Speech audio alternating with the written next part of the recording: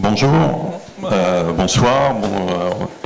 Il y en a qui en sont à la 3e séance après le conseil d'administration, l'Assemblée générale et maintenant le keynote, ce mot extrêmement modeste. Et ce qui m'a rassuré, alors quelqu'un m'a dit c'est pour voir le président sortant, donc ceux qui viennent d'arriver, vous avez raté le speech du président entrant qui est là, David Lacomblède, félicitations.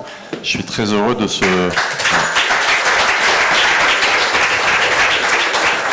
Et donc Valérie m'a demandé de faire un keynote sur les 70 ans du CVSP. J'ai pas mal de choses à partager avec vous. J'ai vu mon ami Philippe Tassy, qui m'a fait faire la préface de son bouquin avec Benoît Cassaigne et Julien Rosan-Vallon. Et j'ai utilisé une citation de Disraeli qui disait il y a 3 sortes de mensonges, les mensonges simples, les mensonges éhontés et les pires, les statistiques. Et donc ce scepticisme dans notre métier, je l'ai toujours rencontré tout au long de ma carrière. Donc je suis venu au CVSP en connaissance de cause, mais surtout ce que je voulais partager avec vous, c'est quelque chose de plus intime.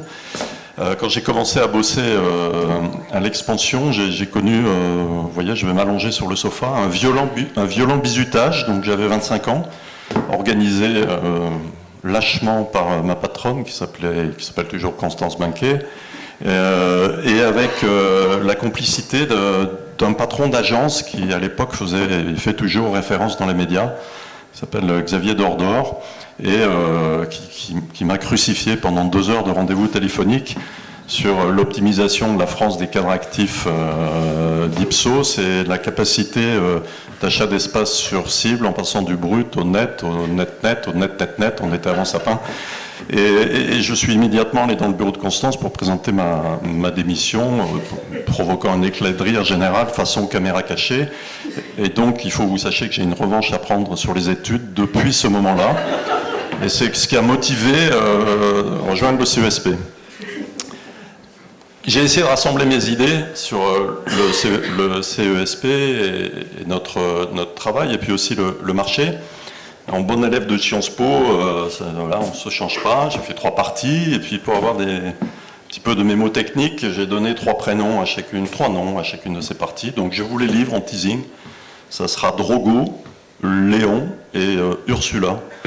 Alors Drogo, je vois les spécialistes des séries qui se disent « Ah bah oui, la semaine prochaine, le 22, c'est le retour de House of the Dragons et donc de Game of Thrones. » Non, je ne vais pas vous parler de Khal Drogo, je vais vous parler du lieutenant Drogo dans le désert des Tartares de Dino Buzzati, à l'écran Jacques Perrin. Ça, c'est un soldat qui arrive, un jeune soldat, plein d'ambition, il arrive dans une forteresse aux confins du désert où on attend l'arrivée des Tartares. Et il attend l'arrivée des Tartares parce que l'arrivée des Tartares, ce n'est pas une énième agression contre les GAFA, ne vous inquiétez pas. L'arrivée des Tartares, ça va être un moment de gloire, un moment d'action. Et puis il attend des années, et puis finalement, il s'en va parce qu'il est vieux, il est malade, et au moment où il part, on voit sa petite carriole qui s'en va, et de l'autre côté, on commence à voir la poussière soulevée par les Tartares. J'ai un petit peu l'impression d'être le lieutenant Drogo, parce que nos Tartares à nous, notre action, notre Graal, dans la mesure, c'est ce qu'on a appelé la cross-média, et qu'on est à la veille, sans doute, de voir naître la cross-média grâce à Médiamétrie notamment. Ce cheminement vers la cross-média, je crois que j'ai entendu parler de cross-média tout au long de ma carrière, depuis que je suis à l'expansion, donc il y a 40 ans. Il y a eu des expériences, on a fait du cross-média entre l'expansion et Europe 1 en faisant sur la France des cadres actifs. Il y a Magali qui est là, quand on a été chez OMD, on avait un client Danone qui nous avait dit je veux doubler nos GRP, et on avait doublé les GRP télé, mais en plus on avait fait un achat d'espace collectif sur la radio, et on avait fait un média planning improbable entre les deux médias. Au passage, quand vous doublez les GRP, il faut quand même vous assurer que la qualité des messages publicitaires suit, parce que sinon ça fait l'effet inverse, ça s'était pas super bien passé. Et puis, évidemment, j'ai participé, je dirais qu'à Stéphane, à ce long cheminement du rapprochement de toutes les études de presse avec les différents organismes pour arriver jusqu'à One. Mais là, on est à la veille de Les Athéniens s'atteignir. Cette étude qui est en préparation, Reach Watch, du cross-média, elle est effectivement un moment clé, puisque c'est un moment où on va croiser les deux mondes, on va croiser le monde des plus puissants des médias traditionnels, la télévision avec les GAFA notamment, et la vidéo sur le digital.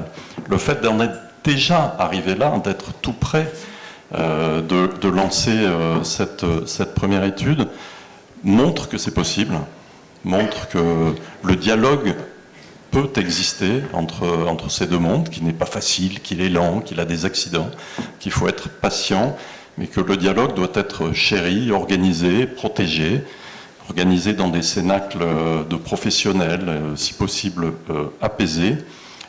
Et c'est un des rôles du CESP, puisque ceux qui étaient là à l'Assemblée Générale tout à l'heure, Valérie vous l'a dit, on va ouvrir un nouveau collège cross-média au CESP. Donc là, nous sommes dans notre rôle d'experts, si possible un peu en amont, dans la conception des études, et puis garant d'offrir un cénacle pour un dialogue constructif, professionnel. Donc ça, c'était mon drogo. Alors, Léon est très irrespectueux, donc Léon, c'est évidemment, et je suis une brebis égarée, sa sainteté le pape Léon XIV, qui a choisi très vite, ce qui est très rare, de faire une encyclique majeure qui s'appelle Magnificat Humanitas, et qui porte sur principalement l'IA et nos sociétés contemporaines, ce que ça entraîne. Alors j'ai fait c'est un exercice assez amusant, parce que évidemment j'avais entendu parler de l'encyclique, et donc j'ai demandé à mon ami Chat, s'il te plaît, fais-moi un résumé de l'encyclique. Et Chat m'a fait un résumé de l'encyclique. Je me suis dit, mais c'est incroyable qu'il y ait tout ça dans l'encyclique. J'avais les mots édition, droit d'auteur, photojournalisme. Je me suis dit, mais c'est incroyable ce texte. Et heureusement, je me suis dit, ça a l'air tellement incroyable ce texte qu'il faut que j'aille le lire réellement. Donc, ce qui ne m'arrive pas tous les 2 matins, je suis allé sur le site du Vatican, télécharger l'encyclique, je vous recommande. Ça se lit en 2-3 heures, c'est un texte qui est magnifique, qui est très très bien écrit, et tous ces mots n'étaient pas dans le texte de l'encyclique. Et donc, alors moi je tutoie Chat, et Chat me vous voit, et donc j'ai dit à Chat, bah dis donc, ta réponse était quand même très trompeuse, et Chat m'a répondu, vous avez raison. J'ai extrapolé, et là j'ai touché évidemment du doigt lorsque Bruno Patino, dans son dernier bouquin, appelle la post-vérité, c'est-à-dire j'ai pas eu la vérité, j'ai eu la vérité que Chat pensait être la vérité que j'attendais, et d'ailleurs il a failli m'avoir, et j'ai failli vous raconter des cracks, mais comme je l'ai lu, il y a quand même des mots formidables dans ce texte, notamment évidemment le principal qui est le mot transparence, il y a le mot contrôle indépendant, il y a le mot démarche mesurée, et puis il y a le mot passer d'une culture de la force à une culture de la négociation. Alors évidemment tout ça par un pape, alors on peut juger que c'est désintéressé venant d'un tel émetteur, mais c'est très inspirant pour nos métiers. Alors certes on est sur les contenus là, et d'ailleurs c'est le sujet des contenus qui a continué à être repris principalement lors du congrès ONE-IFRA à Marseille, assez magnifiquement organisé par CMA-CGM. Il y a eu beaucoup de choses qui ont été dites. On a beaucoup repris les paroles de Sulzberger du New York Times, mais je reprendrai bien celle de Marc Feuillet pour ne pas le traduire Et là, je vais devoir mettre mes lunettes que j'ai perdues, c'est pas grave. Notre objectif est de passer des accords. Nous ne devons pas rester en conflit permanent avec des sociétés qui, par ailleurs, sont nos partenaires. Ces accords peuvent être individuels ou collectifs. Ce n'est que dans le cas où nous ne trouvons pas d'accord que nous nous retournerons vers le droit et la justice. Ma foi, toujours avec son pragmatisme et son professionnalisme, Marc a évoqué une méthode. Une méthode, aujourd'hui, bien sûr sur les sujets des droits voisins, bien sûr sur les sujets de la rémunération de l'intelligence, des contenus qui ont alimenté l'intelligence artificielle. C'est toujours les sujets des contenus qui intéressent le grand public et qui sont repris par les médias lorsqu'ils le commentent. Toujours, les sujets de publicité viennent dans un deuxième temps. Quand ils viennent, ils sont un peu moins nobles. Pourtant, on sait bien que la publicité, le chiffre d'affaires publicitaire est la condition pour les grands médias, et notamment les médias d'information, d'entretenir des grandes rédactions. Donc finalement, ce sujet de la publicité, il est aussi important que le sujet du contenu. Et tout, à la fois cette méthode, ces orientations présentées dans l'encyclique, cette méthode présentée simplement par Marc Feuillet, eh bien, doivent être mis en place au niveau de la pub, donc un dialogue constant, on en a parlé tout à l'heure à propos de Reach, et puis peut-être qu'avant d'aller au droit et à la justice, il y a un échelon intermédiaire qui est organisé et que nous représentons, le CESP, qui est l'autocontrôle, l'auto-évaluation, une auto-évaluation faite par la profession, là encore dans le respect des uns et des autres. Un des sujets aujourd'hui du CESP, non pas tellement de sa pérennité, mais de son équilibre et de son équité, c'est que son financement est déséquilibré parce que nous avons encore trop d'acteurs médias qui ne sont pas adhérents et cofinanceurs du CESP. Le conseil d'administration, derrière notre directrice générale, a décidé de mettre en place une réflexion pour changer, améliorer le financement du CESP, mais pour parler clair, il va falloir convaincre ceux qui ne sont pas là et qui devraient y être de nous rejoindre. J'avais utilisé dans un autre cénacle l'histoire de la ceinture de sécurité, que nous étions un peu comme une ceinture de sécurité. C'est vrai que ça fait un peu chier tout le monde, la ceinture de sécurité. C'est vrai que ça renchérit le coût des voitures aussi pour les consommateurs. On a beaucoup de mal à savoir combien de vies ça sauve et ces vies, combien elles représentent économiquement pour la communauté. Et pourtant, on n'accepte pas que des bolides roulent sur des autoroutes gratuitement sans ceinture de sécurité à bord. Donc notre sujet, c'est simplement de revenir à une exhaustivité des ceintures de sécurité. Alors une fois que j'ai dit ça, je sais que nos amis annonceurs, ils n'aiment pas qu'on leur parle de fléchage. Je peux les comprendre car ils font d'énormes efforts de transparence et ce sont des entreprises citoyennes. Peut-être qu'on pourrait agiter la menace d'un défléchage pour ceux qui ne jouent pas le jeu de la communauté. Alors comme j'ai commencé par le pape, on ne peut pas leur promettre l'enfer, mais peut-être un tout petit bout de purgatoire. Pour les gens qui ne jouent pas le jeu, ça serait intéressant. Mais en tout cas, le dialogue, première partie, Drogo, le contrôle avec Léon, et puis Ursula, qui n'est pas une danseuse du Crazy Horse. Ursula, c'est bien sûr pour moi le symbole aujourd'hui d'un prénom de l'Europe.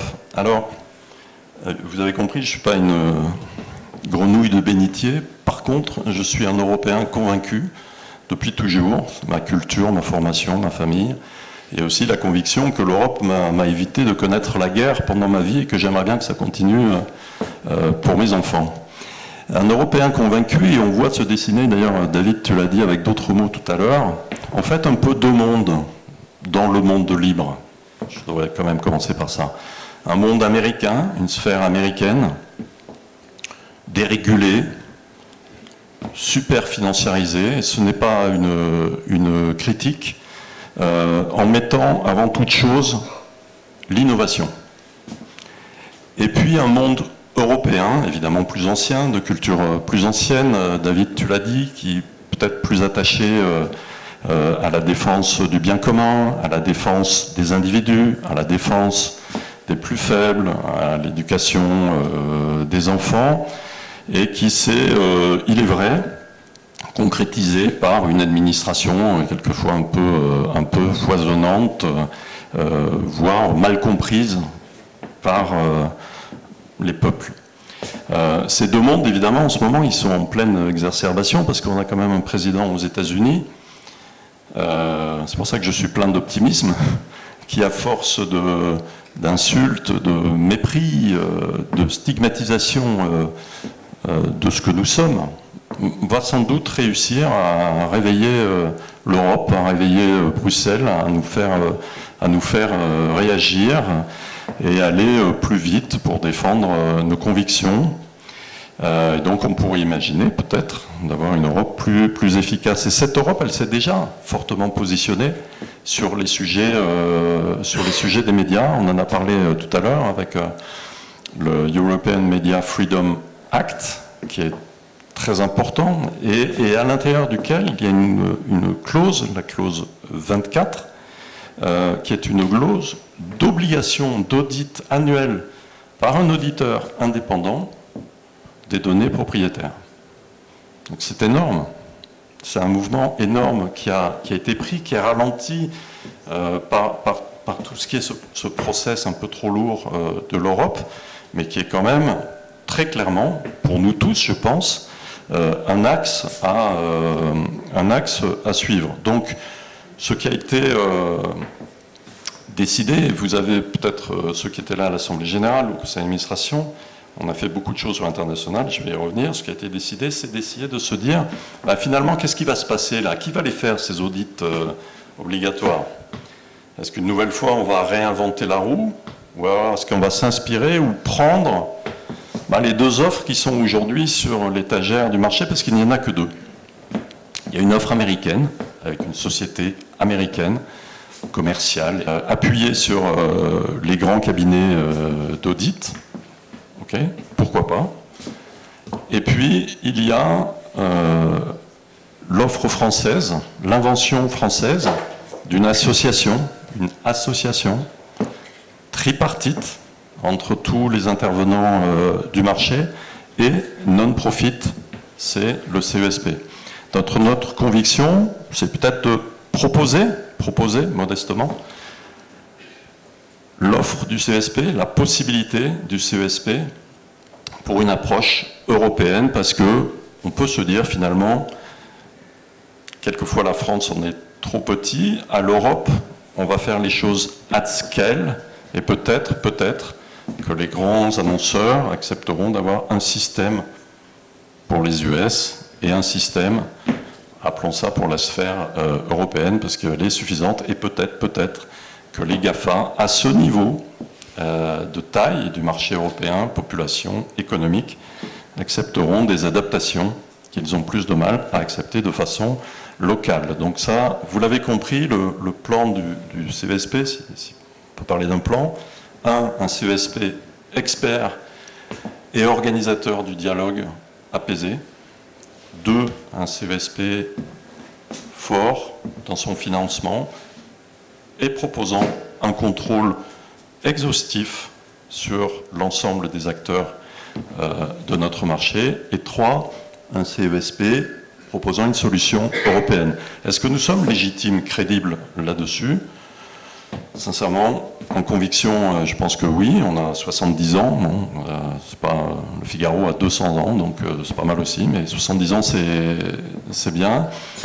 Nous avons des références à l'international. Olivier Dauphren est par là, encore en ce moment. Nous signons des contrats d'expertise dans beaucoup de pays, même en Allemagne. C'est très intéressant pour nous, en Pologne. Nous avons une équipe formidable de salariés, beaucoup sont là, dirigée par une directrice générale remarquable, Valérie Morrison, un comité scientifique qui évolue au rythme des évolutions du marché, il n'est pas en retard. Merci Emmanuel Vianney de ce travail. Et puis, on vous l'a dit, une gouvernance qui fonctionne. Un COMEX, nos 3 vice-présidents étaient très importants pour nous cette année. Corinne, merci de ton hospitalité aujourd'hui. Jean-Luc Chétrit pour les annonceurs. Et Pierre, je sais pas, il est là. Et Pierre pour les agences. Et Laurent, notre trésorier. Donc on est vraiment armé pour ça. Cher David, je me permets de parler de l'avenir, mais c'est toi qui vas devoir le jouer. Il fallait bien un prénom biblique pour à la fois garder unis les tribus qui sont là, faire venir les tribus qui n'y sont pas, et en plus, de façon pacifique et dans le respect du bien public, dépasser nos frontières. Bonne chance. Je sais que tu es l'homme de la situation. Et donc voilà ce que je voulais vous dire. Et donc j'ai parlé du pape, j'ai parlé de Marc Feuillet. Donc Marc Feuillet va être entre le pape et Einstein. Hein, c'est quand même pas mal. Il faudra lui dire que j'ai gentiment parlé de... Voilà. Et Einstein a une citation, comme j'ai perdu mes lunettes, il dit disposer d'un système de mesures partagées est la condition de toute société coopérative, et je le continuerai, démocratique. Le CESP joue un rôle dans cette mission, à sa place. Il ne faut pas nous prendre pour qui nous ne sommes pas, mais le CESP est fondamental dans cette mission. C'est pour ça que je suis très fier d'y avoir contribué, travaillé à vos côtés pendant 6 ans. C'est pour ça qu'il faut chérir le patrimoine et le développer, parce que nous en aurons toujours plus besoin dans les mois et les années qui viennent. Voilà, je voulais vous remercier de votre attention. On doit tous avoir envie d'aller boire un verre avant d'aller voir le premier match de la Coupe du Monde. Merci à vous tous. C'était un plaisir pour moi, chère Valérie, de travailler avec toi. Voilà.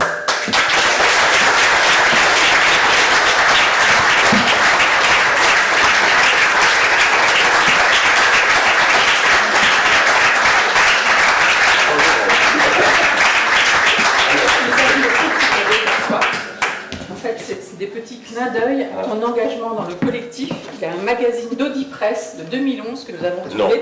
Et Pierre est en couverture de ce magazine. Et puis pour te réconcilier avec les études, on a trouvé un livre sur les enquêtes et les sondages écrit par la vice-présidente de notre comité scientifique qui est là, qui va pouvoir te le dédicacer. Et on a un petit livret aussi. On a commencé à recueillir des mots de remerciement. Et si certains d'entre vous veulent signer aussi ce livret, ils pourront le faire pendant le cocktail. Merci infiniment, j'ai été très heureuse aussi de travailler avec toi. Et c'est la directrice générale qu'il faut applaudir, sincèrement. Merci.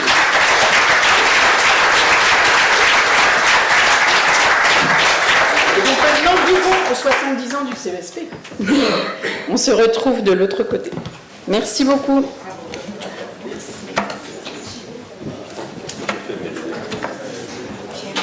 Bravo, je m'en vais, je me sens parce que j'ai un truc.